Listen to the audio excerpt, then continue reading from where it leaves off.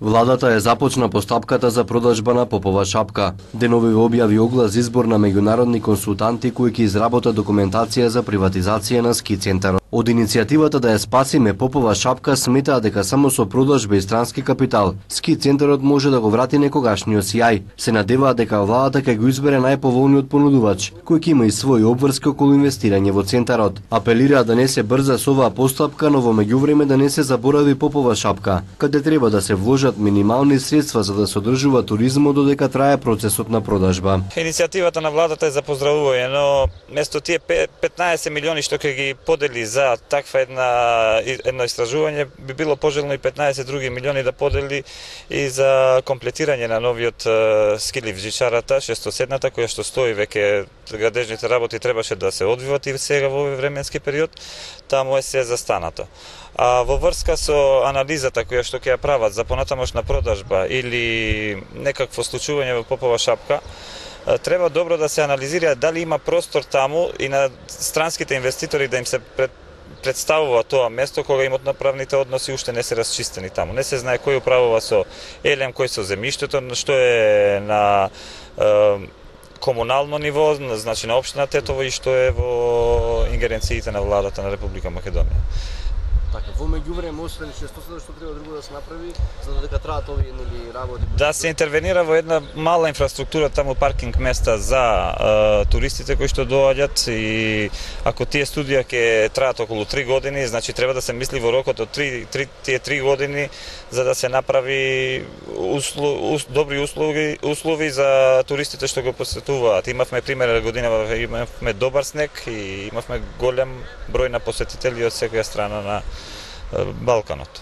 Да не испадне евентуално некој коментар како што претходната влада правеше, небуваше милиарди евра, меѓутоа тоа основно не се правеше. Да не испадне и со оваа студија така. Се надеваме дека новата влада можда има ги гледа работите со друго око. Ние бевме и во состанокот со новиот директор на ЕЛЕМ Турс, каде и тој истото не го раскажи дека веќе владата отпишал оглас за да се направи една студија, да видиме каде ќе потерат и они. Но мислам дека експертите кои што треба да ги работат тие работи и да бидат дел од таа екипа треба да се земат од Тетово, бившите скијачи, да речеме сегашни пензионери веќе, што многу добро го познават таа проблематика и без нив не може ништо да се напредува напред на една добра и квалитетна студија. Државата, односно компанијата ЕЛЕМ, располага со 2 хотели на центарот Жичницата, 2 двоседи повеќе ски лифтови. Веќе подолг период нема на центарот сериозни инвестиции, како нов објект или жичница. Пред неколку години ЕЛЕМ се обиде да изгради вештачко езеро за потребите на инсталациониот систем за вештачки снег. Градежните активности запреа, откако експертите утврдија дека езерото се гради на несоодветна локација. И по неколку години ЕЛЕМ не успеа да го изгради шестоседот, откако во повеќе наврати инспекторите донесоа забрана за градба, затоа што компанијата не ги извадила потребните документи. Од владата се најавуваше мастер план за инвестирање во центарот кој предвидуваше нови жичници, паркиралишта, хотели, нова патна инфраструктура, вештачки снег и слично, но на терен нема ништо реализирано, а центарот го јаде забот на времето. Сега и новата влада ветува враќање на сејот на центарот преку продажба. Минатиот месец премиерот Зоран Заев при посетата на општина Тетово рече дека Попова шапка само преку странски капитал може да се развие. Секаде скијачките центри се дадени под концесии на джинови компании од Австрија, од Италија, од Швајцарија, од Германија, и тоа почнавме да го правиме. Се што постои на ЕЛЕМ, 2 хотели, Жичарата, ги нудиме комплетно на продажба. И ќе ги понудиме на оној кој што ќе гарантира инвестиции во развој на модерен скијачки центар, кој што е на 100 км од автопатот и ретко има таков на Балканот, и има дефинитивно економска исплатливост и профитабилност, и ве уверувам дека ќе успееме заради тоа што ги има сите предиспозиции Попова шапка да биде добар скијачки центар. Убеден сум дека ќе најдеме компании, веќе докажем, кои што ќе го земат и ќе го направат добар скијачки центар, гордост на Македонија. Поради катастрофалната состојба во која се наоѓа центарот, повеќе невладини организации во петокот најавија масовни протести, ако раководството на ЕЛЕМ и општината не преземат титни мерки за санирање на основната инфраструктура и чистење на Попова шапка која тоне во смет.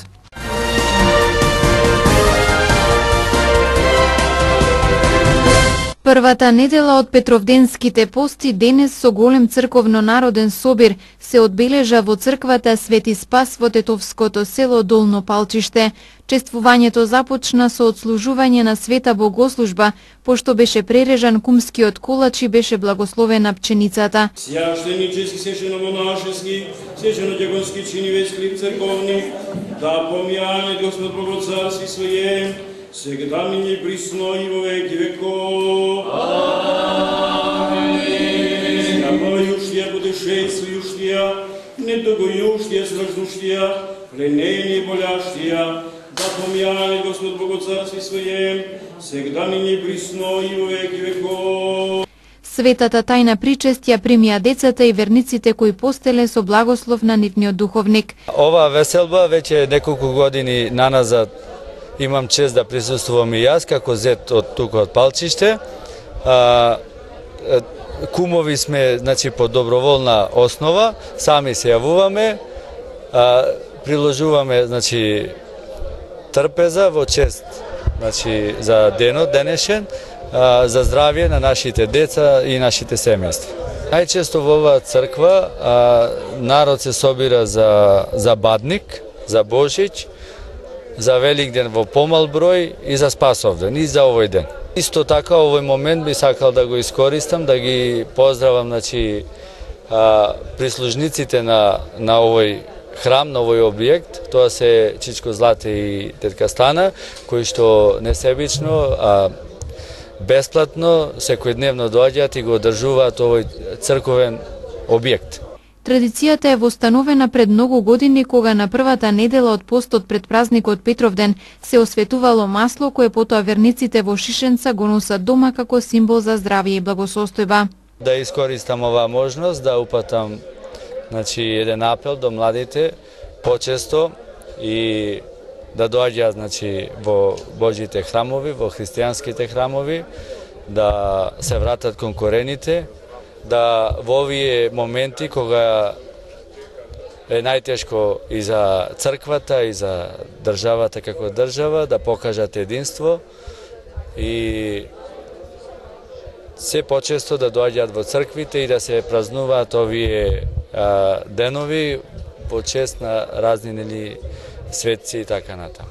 Голем беше бројот на верници, а радува што особено имаше голем број деца кои дојдоа денес да ја продолжат традицијата во Долно Палчиште. На црковно-народниот собир дојдоа и селените мештани на ова село, некогашните жители на околните села, а имаше и голем број верници од поодалечните села и градот, но и од диаспората. На овој ден ние доаѓаме секоја година. Традицијата е многу добра и ние што доаѓаме тука многу сме презадоволни. Добре, пријатно, фино, атмосферата, гостопримството. Немам збор што да кажам, многу добро. Од каде сте вие? Од Тетова. Млади веќе ги повикате да доаѓаат да продолжат традиција. Па би требало младите да доаѓаат. Оваа традиција не е само за постарите луѓе, треба и младите да настават оваа традиција. Оваа традиција треба да се продолжи. Ова не е од сега, ова било со векови треба да опстане. Сум бил повеќе пати. Местото е многу убаво, ми се допаѓа. Доаѓаме од село Фалиџе сме. Па увек традицијата треба да постои кај секого, и за млади и за стари. Овие работи се многу добри за народот, да се изиди вака, да се прошета, добра рекреација, висината и така. Рината е свегде добро дојдена за секого. Собирањето на верниците за време на празниците е единствениот начин да живее ова црковно светилиште во Долно Палчиште, кое последниот бран на иселување го испразни од православно население. Последните пред не знам колку години, да има 10 години, нема ни толку. Последните се оцелија, отиднаа во Бровеница. Иначе, како почнале, јас сум се иселил од овде 64 година, после војска, кој се вратив од војска и така да... Жалосно е сега да се иселиш од ова село, пошто сега има услови многу. И превозот има редовно, секој минут има. И убаво е, имамо и све како што треба, и патиштата и тоа, ама сега веќе назад тешко се враќаме, сега се враќаме се поради црквата овдека и така да. Црквава е почната да се гради 1918 година, а завршена е 1922 година. Тога е осветена, има и надпис плоча, тоа било за време српско, тога и така било. Откако памтим, од роđење, овде сум роден, од стари родители, татко ми имал 60 години, јако сум се родил, мајка ми некдека 40. Сме живееле сложно, добро, школа овде основно смо завршиле, толку тога овдека имаше. За понатамо да учиме, далеку ни беше од Тетово, кој имаше средства и пријатели, можеше да стануе таму. Ама јас сум немал такви услови, али вери четврсен сме останале до крај доследни. Што да кажем, со албанците добро споминуваме, добро се согласуваме. Ден денеска еви конфликт имаше, ама црквата се сочува, само еве неколку белези има од метци што пукале од друга страна, меѓутоа останало добро. Традиција не црквена слава ни е Свети Спас, на Спасов ден се собира, а ова сега е собир на палчиштани. Меѓутоа доаѓаат сите пријатели, роднини, како да кажем. Добро си поминуваме, и музика има, фала Богу. Тетка Станова парче земја со своите вредни раце го има претворено во вистински рај за очи и за душа. Јас сум овдека више, па можем да речем 40 години. Како го одржавам овие храм? Ова било напуштено место. Па имале и палчиштани тука, живеле, све било, ама вака не го одржувале никој. Јас сум љубител на цвеќе највише и за црквата. И се грижам, и докле сум жива, ја ќе одам овде кој црквана. Докле можем. Еве, више 70 години ќе правим, ама ја мислам понатаму дока можем ќе го одржавам црква, како што гледате. Според обичаите за одбележување на првата недела на Петровденските пости, по одслужената богослужба и маслосветот, верниците се собираат во дворот на црквата на заедничко дружење, а веќе традиционално ги забавува и бенд со музика во живо. Пазарово поле, таму најгоре, слика убава, мајко е на душава. Вишена калина, е одamenina, та жена сказана, мајко стара ми напишала. За сите присутни верници на денешниот голем црковно-народен собир по повод првата недела на Петровденските пости во црквата Свети Спас во тетовското село Долно Палчиште беше приредена братско-сестринска трпеза на љубовта.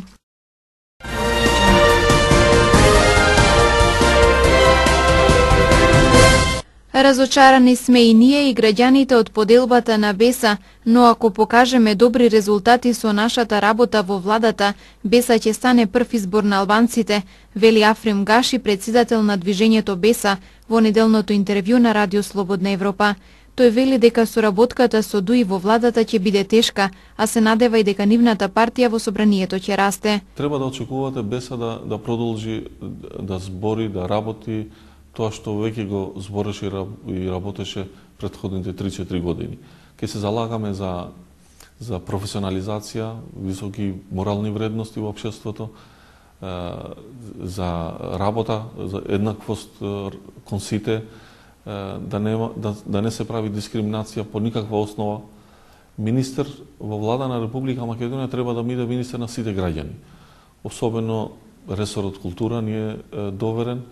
Ние ќе се залагаме нашиот министер и нашите луѓе таму да бидат инклузивни, да работат во доброто на сите граѓани. Во јавноста се шпекулира дека една од причините поради која Беса влезе во владината коалиција е можноста да се зголеми бројот на пратеници и од сегашните тројца да добиете уште еден или двајца. Може ли на тој начин да се предизвика повторно обединување на Беса? Не, нашите причини за тоа што сме дел од владината коалиција е многу тесно поврзан со политичкиот моментум, би рекол и историски моментум во кој се наоѓа Република Македонија.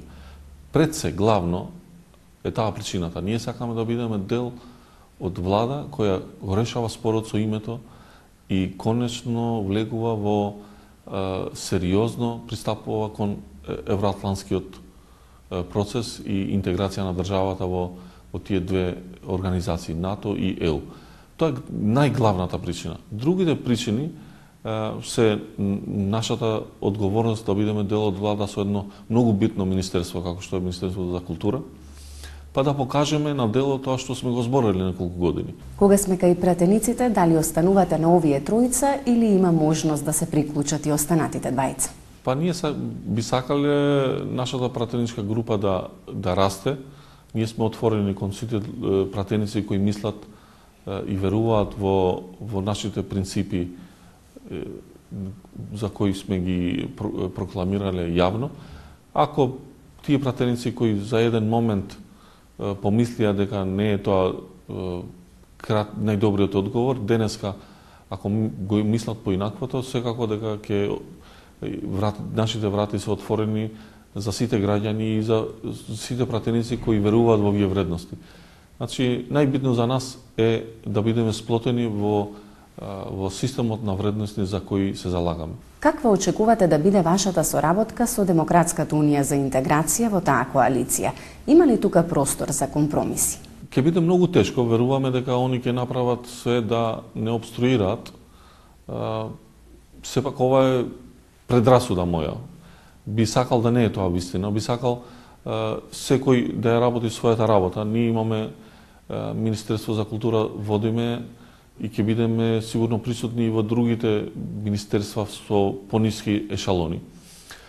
Сакаме да го имплементираме тоа што го зборевме. Не би сакале да се содруваме со никого. Нашиот пристап кон ДУИ и кон СДСМ сакаме да биде пристапен во насока на тоа што ни представува можноста да ги критикуваме, но ни е отворена многу голема можност да покажеме дека сме многу подобри од нив. Целосното интервју на Радио Слободна Европа со председателот на движењето Беса Африм Гаши, ќе имате можност да го гледате денес на програмата на телевизија КИС со почеток во 19 часот.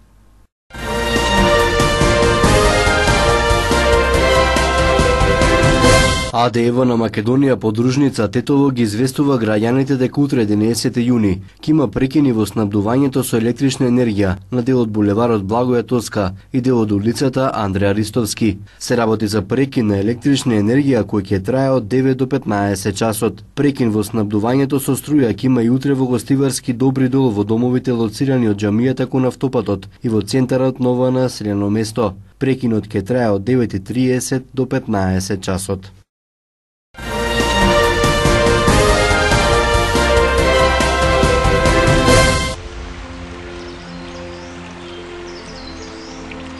Времето денес беше претежно сончево, дуваше слаб до умерен северен ветер. Утринската температура се движеше од 15 до 18 степени, а дневната во интервал од 22 до 28 степени.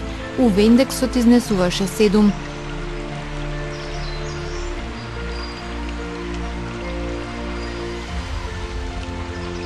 Според прогнозата на Управата за хидрометеоролошки работи, времето утре ќе биде сончево и топло со умерена облачност, попладне со услови за краткотраен дожд и грмежи.